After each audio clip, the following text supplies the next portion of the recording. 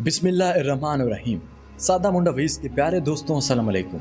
दोस्तों, आज हम आपको एक ऐसी हैरत अंगेज बात के बारे में बताने जा रहे हैं जो आपने शायद कभी न सोची हो। ये ज़मीन जिस पर हम रहते हैं, जो हमें जिंदगी, रोशनी, मौसम और जिंदगी के बेशुमार तोहफे देती है। क्या होगा अगर ये ज़मीन जिसे हम हमेशा घूमते हुए देखते हैं अचानक रुक जाए।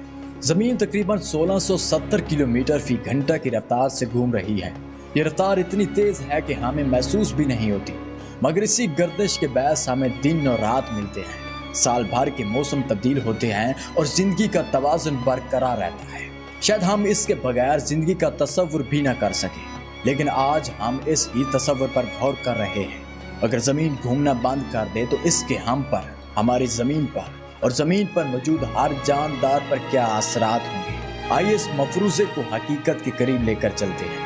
दोस्तों, जब ज़मीन रुकेगी तो हवा और समंदर का भी तवाज़ुन बिगड़ जाएगा। जैसे ही ज़मीन की घूमने की रफ्तार रुकेगी, फिजा में मौजूद हवा अपने 1000 मील फी घंटा की रफ्तार से चलने लगेगी। आप तसव्वुर कर सकते हैं कि ऐसी हवाएं जो 100 किलोमीटर फी घंटा की रफ्तार से चलती हैं किस कदर तबाही मचाती है। तो सोचें, जब ये रफ्तार 1000 मील फी घंटा की होगी तो ज़मीन पर क्या हाल होगा। इन हवाओं का इतना दबाव होगा कि शायद हर चीज तबाह हो जाए। ये हवा ही नहीं, समुद्रों की लहरें भी तबाही फैलाएंगी। समंदर की मौजें ऊंचाई में पहाड़ों की तरह उठेंगी और बड़े आज़मों को डुबो देंगी। समुद्री पानी अपने रास्ते में आने वाली हर चीज को बहा कर ले जाएगा।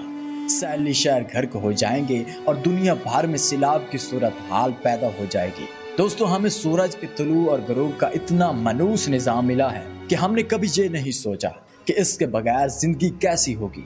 अगर ज़मीन की गर्दिश रुक जाए तो एक तरफ मुस्तकिल दिन होगा और दूसरी तरफ मुस्तकिल रात। एक तरफ हमेशा सूरज की रोशनी होगी और दर्जा हरारत इतना बढ़ जाएगा कि जिंदगी बसर करना मुमकिन ना होगा। दूसरी तरफ रात की तारीकी और सर्दी इतनी ज्यादा होगी कि वहाँ शायद बर्फ ही बर्फ होगी।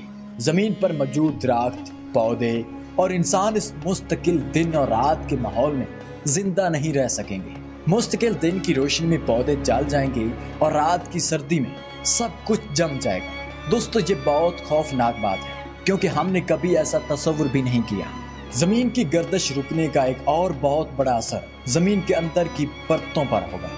जैसे ही जमीन रुक जाएगी, जमीन के अंदर मौजूद चट्टानें, प्लेट्स शदीद दबाव का शिकार होंगी और बड़े बड़े ज़लज़ले आएंगे। ये ज़लज़ले जमीन की सतह को तोड़ फोड़ देंगे।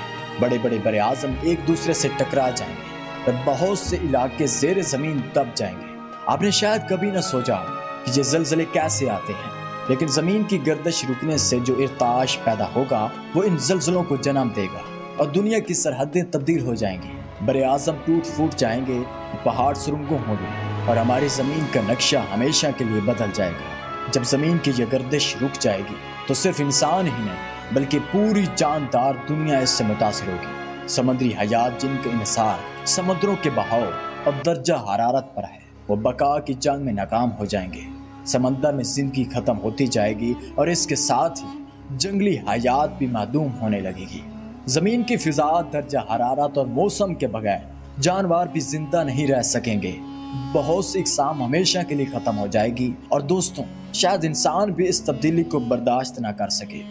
दोस्तों, ये सोचकर ही दिल दहल जाता है कि जब जमीन पर रहने के काबिल माहौल ही ना हो तो हम किस तरह जिंदा रहेंगे। ये हो सकता है कि कुछ लोग ज़ेरे ज़मीन रहने की कोशिश करें और शायद वो कुछ वक्त तक महफूज रहें, मगर हमेशा के लिए नहीं। इंसान की बका एक बहुत बड़े चैलेंज का सामना करेगी। ज़मीन पर रहना तकरीबन नामुमकिन हो जाएगा और लोग अपनी ज़िंदगी की बका के लिए जगह ढूंढेंगे। ज़िंदगी जिसका हर लम्हा खूबसूरत तजुर्बा होता है, वो एक खौफनाक बका की जंग बन जाएगी। शायद हमें यह दुनिया कभी पहले जैसी ना मिल सकेगी। दोस्तों, ये सब कुछ सुनकर आपको खौफ महसूस हुआ होगा, दिल डर गया होगा कि अगर ये सब कुछ हकीकत बन जाए तो क्या होगा। मगर शुक्र है कि यह सिर्फ एक मफरूज़ा है, एक तखय्युल है।